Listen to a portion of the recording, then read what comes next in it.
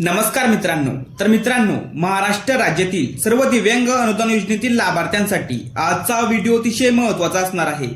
कारण मित्रांनो, राज्य शासनाच्या माध्यमातून राज्यातील सर्व दिव्यांग लाभार्थ्यांना विविध शासकीय योजनांचा लाभ एकाच ठिकाणी घेता यावा यासाठी राज्य शासनाच्या माध्यमातून दिव्यांग लाभार्थ्यांसाठी दिव्यांग सहाय्यक पोर्टल सुरू केलेले आहे।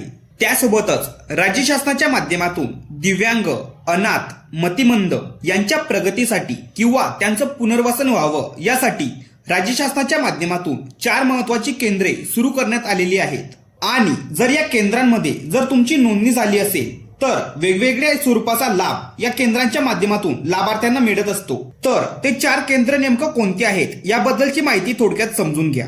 तर या 4 केंद्रांपैकी पहिलं महत्त्वाचं केंद्र म्हणजे अनाथ मतिमंद बालगृहे, त्यानंतर दुसरं महत्त्वाचं केंद्र जिल्हा दिव्यांग पुनर्वसन केंद्र, त्यानंतर तिसरं केंद्र पुनर्वसन गृहे हाफ वे होम आणि चौथं महत्त्वाचं केंद्र ते म्हणजे नमो दिव्यांग पुनर्वसन केंद्र।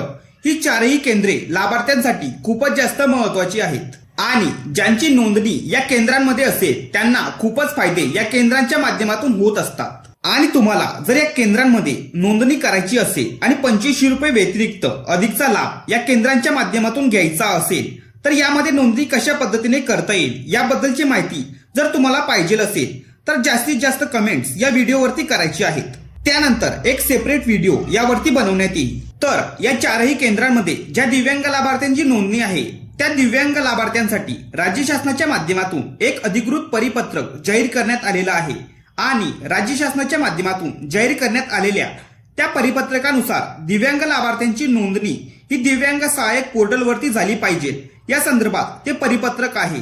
तर त्या परिपत्रकामध्ये नेमकं काय सांगितलंय त्याबद्दलची माहिती थोडक्यात समजून घेऊयात। तर मित्रांनो, दिव्यांग सक्षमीकरण विभागाच्या माध्यमातून 15 एप्रिल 2026 रोजी हे अधिकृत परिपत्रक जाहीर करण्यात आलेलं आहे आणि या 4ही केंद्रांसाठी हे परिपत्रक देण्यात आलेलं आहे।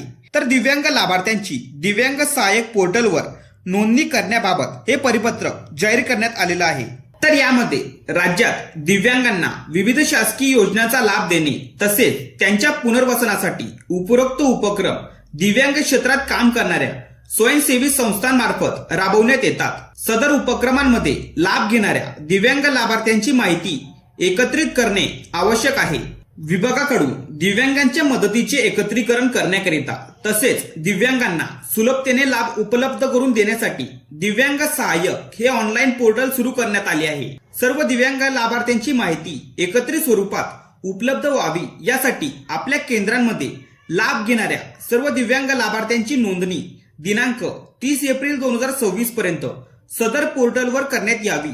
तसेच आपल्या केंद्रांमध्ये लाभ घेणाऱ्या सर्व दिव्यांग लाभार्थ्यांची माहिती शासनास उपलब्ध करून द्यावी अशा पद्धतीचं परिपत्रक कार्यस्थान अधिकारी महाराष्ट्र शासन यांच्या माध्यमातून जाहीर करण्यात आलेलं आहे। आणि या परिपत्रकाच्या माध्यमातून 30 एप्रिल 2026 ही अंतिम तारीख दिव्यांग लाभार्थ्यांना दिव्यांग सहाय्यक पोर्टलवरती नोंदणी करण्यासाठी असणार आहे। या संदर्भात तुमचे काही प्रश्न असतील तर नक्की कमेंट करून सांगायचंय। महत्त्वपूर्ण हा व्हिडिओ सर्वांना शेअर करा आणि चॅनलवरती जर नवीन असाल तर चॅनलला सबस्क्राईब करा। अशाच महत्त्वपूर्ण माहितीसह व्हिडिओ आपल्या चॅनलवरती येत असतात।